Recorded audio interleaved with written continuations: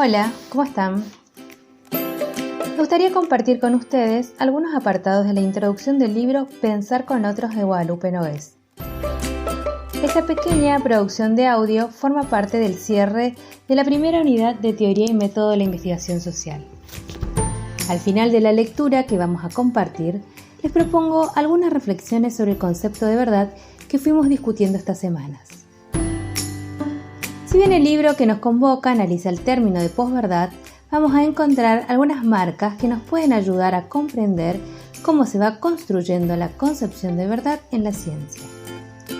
Debajo de este audio van a encontrar el link con la bibliografía correspondiente, que además vamos a seguir utilizando en las próximas semanas.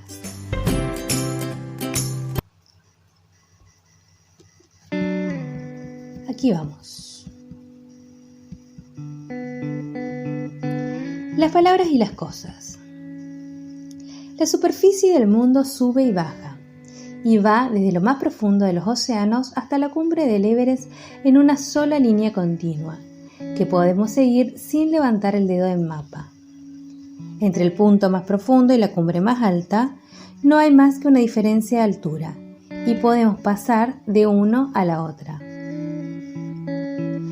Sin embargo, el simple acto de leer dos diarios distintos o de escuchar la conversación entre intelectuales que provienen de distintos campos del saber, nos muestra hoy un abismo de otra naturaleza. Un paisaje quebrado, donde la distancia entre A y B es infinita, porque resulta imposible ir de A a B. De pronto, los hechos se vuelven hechos en la medida en que encajan en los deseos de cada grupo, de cada tribu. Cada uno de estos grupos desarrolla su propio lenguaje. Un lenguaje que privilegia la capacidad de incitar a las emociones y empuja a esas emociones a construir paisajes solo accesibles a quienes comparten la forma de mirarlos. Como el mundo es uno solo, pero los ojos son diversos, la discusión tribal nos separa progresivamente y nos polariza. Y en la tierra baldía, alrededor del abismo, en el territorio que cada tribu nombra como suyo, crece una semilla infecciosa, la posverdad.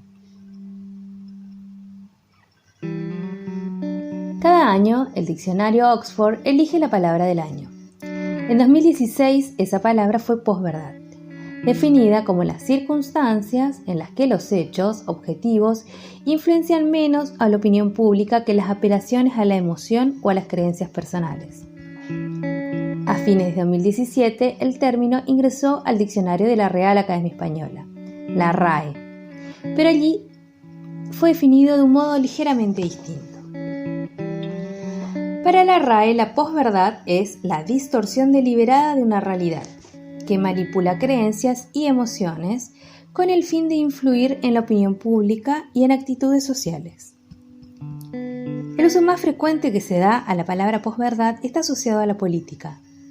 No es lo que nos convoca aquí, así que iremos directamente al otro campo en el que se suele discutir la posverdad, que es el campo del periodismo y la comunicación profesional. Los medios de comunicación tradicionales están siendo desplazados por nuevos medios.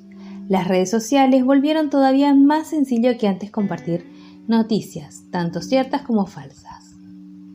Nuestra separación en tribus, cada una con su propia pseudo-realidad, se fortalece con el modo en el que nos vinculamos con los medios de comunicación y con el uso que hacemos de las redes sociales que facilitan que nos agrupemos en burbujas aisladas unas de otras. Así, lo que está en peligro debido a la posverdad es, por sobre todo, la posibilidad de generar y mantener vínculos humanos, que solo son posibles al convivir en un mundo común a todos. Es demasiado temprano para saber si estamos en tiempos de posverdad, pero sabemos que este fenómeno se ve en otras áreas más allá de la política o el periodismo. Nosotros podemos pensar en varios ejemplos. Quienes sostienen que las vacunas provocan autismo o que el calentamiento global es un invento, incluso hoy podríamos hablar de varias posverdades en torno a la pandemia que estamos viviendo. Pero volviendo al texto, al hablar de posverdad nos obliga a hablar de verdad. Y acá tenemos problemas con una palabra que significa diferentes cosas según el contexto. Como fuimos viendo estas semanas, el concepto de verdad es algo muy concreto en áreas como la matemática, la lógica o incluso la metafísica, en donde la verdad se obtiene deductivamente. Aunque bien sabemos que no es el único sentido de la verdad. Abordaremos acá la verdad como la correspondencia entre lo que decimos y lo que ocurre en el mundo. El enfoque es más bien práctico, esto es, asumiremos que existe una realidad independiente de nosotros y que podemos acceder a ella con mayor o menor grado de dificultad. Nuestro acceso a la realidad es imperfecto, porque es a través de herramientas imperfectas. Nuestra experiencia es subjetiva. Nuestros sentidos mezclados con expectativas nos cuentan qué ocurre, y nuestras interpretaciones acerca de lo que significan los hechos pueden variar. Como dice la autora, podríamos llorar sobre la leche derramada, quejarnos de nuestros límites, o podríamos aceptar que es lo mejor que tenemos a disposición. Y dado esto, considerar nuestras limitaciones como parte del proceso para acceder a la realidad. Y aquí me hago un nuevo parate. ¿Les suena esto de los límites que plantea Retcher sobre el conocimiento? ¿Es posible acceder a la realidad de manera total?